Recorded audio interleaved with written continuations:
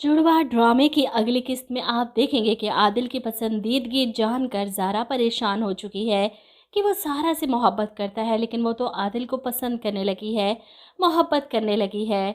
यही बात है इसे परेशान कर रही है। हालांकि सरमत ने इतनी बार इससे मोहब्बत का इजहार किया, लेकिन ज़ारा ने कभी भी इसे कोई रिस्पॉन्स नहीं दिया। लेकिन आदिल की मोहब्बत इसे महसूस होने लगी है और वो परेशान भी है कि मैं अपनी बहन के हक़ पर डाका नहीं डाल सकती। वो सारा को पसंद करता है, मुझे नहीं। इसीलिए फ़िलहाल वो आदिल को मना कर रही है, लेकिन दिल इसका चीख चीख कर कह रहा है कि आदिल की मोहब्बत को कबूल कर लो। ऐसे में आप देखेंगे कि सरमत का फ़ोन आता है ये बताने के लिए कि तुम्हारी दोस्त सारा को मैंने आज पूरा शहर घुमाया, बहुत खुश थी वो। ये सुनकर ज़ारा भी खुश हो जाती है, ये तो बहुत अच्छी बात है। प्यार मोहब्बत के साथ रहो उसके साथ जितनी देर मैं यहाँ पर हूँ। इस पर सरमत जवाब देता है कि मुझे प्यार मोहब्बत से उसके साथ नहीं, तुम्हारे साथ रहना है। ऐसे में ज़ारा को आदिल की बात याद आ जाती है कि मैं तुमसे मोहब्बत करता हूँ और मुझे तुमसे शादी करनी है, और वो बेदहानी में कह जाती है तो ठीक है शादी कर लेंगे। और वहीं सरमत खुशी से फूले नहीं समाता, क्या सच में शादी करोगी तुम मुझसे? और यहाँ पर ज़ारा घबरा जाती है, इसने क्या बोल दिया, सरमत को आस दिला दी। वो तो यही चाहता था, इसीलिए तो खुशी में इसकी पूरी बतीसी बाहर आ जाती है। तुम सच कह रही हो ना ज़ारा, तुम शादी करोगी ना मुझसे? ज़ारा के मुंह से इजहार सुनकर सरमत का दिल कर रहा है कि वो उड़कर इसके पास आ जाए, और वहीं ज़ारा खुद को कोसती है कि ये मैंने क्या कर दिया। हमेशा इसे टोकती रही, टालती रही कि हम सिर्फ दोस्त हैं। ये सुनकर तो अब वो पीछे पड़ जाएगा। मैं किसी को धोखा नहीं देना चाहती, मैं तो आदिल को, वो खुद को झुटलाती है, ये मैं क्या सोच रही हूँ। इधर आप देखेंगे कि सलमा को जब से आदिल ने कहा है कि वो सारा से शादी करना चाहता है, सलमा परेशान हो चुकी है कि फरहत बेगम के अताब का शिकार सारा बने। वो सारी ज़िंदगी इसे सिसकते हुए नहीं देख सकती, इसीलिए अब वक्त है कि वो सारा को बता दे सारा सच।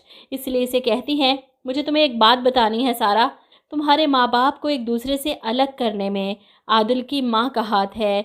इनकी बात सुनकर ज़ारा एकदम से गुस्से में लाल हो जाती है।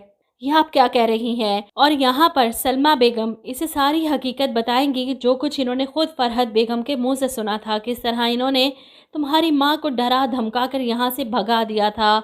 इनका मकसद बस तुम्हारे बाप की जायदाद पर कब्जा करना है, इसलिए सारी ज़िंदगी इन्हें खुश नहीं रहने दिया। ये सब बताने का मकसद सिर्फ एक था कि सारा आदिल से शादी के बारे में ना सोचे। लेकिन ये सब सुनने के बाद ज़ारा की नफ़रत अपनी फुप्पो के लिए 100 गुना बढ़ चुकी है कि इस औरत की वजह से मैं सारी ज़िंदगी अपने बाप से दूर रही, मेरी माँ वहाँ तड़पती रही और अपनी दूसरी बेटी के लिए परेशान रही। ये औरत हमारी बर्बादी के पीछे अब तो वो पहले से भी ज़्यादा फरहत बेगम को तंग करेगी। इधर आप देखेंगे कि रक्षी का बुरा टाइम भी आ चुका है। मुनव्वर ने शादी के कुछ दिनों बाद ही रक्षी के सामने पैसों का रोना शुरू कर दिया है कि जॉब चली गई, कारोबार करना है, और तुमने तो खुद कहा था कि तुम्हारे मामू मुझे बिजनेस शुरू करवा के देंगे। वो रक्षी को भेजता है बात करने के लिए। अब रक्षी घबराते हुए अपनी माँ को बताती है, मुनव्वर ने कहा है कि इस घर में हिस्सा है मेरा, इसलिए पैसे चाहिए उसे बिजनेस के लिए। इसकी माँ ये सुनकर हैरान होती है, दिमाग ठीक है तुम्हारा? कौन सा हिस्सा? ये कौन सा तुम्हारे बाप का घर है जिसमें तुम्हारा हिस्सा होगा? ये भाईजान का घर है और उनकी बेटी अभी जिंदा है। जिस पर रक्षी कहती है, हाँ तो मैं भी तो उनकी बेटी हूँ ना, क्या मैं कुछ नहीं लगती मामू की? मैं नहीं जानती, आप मामू से बात करें ताकि वो मुनव्वर को कारोबार के पैसे दें।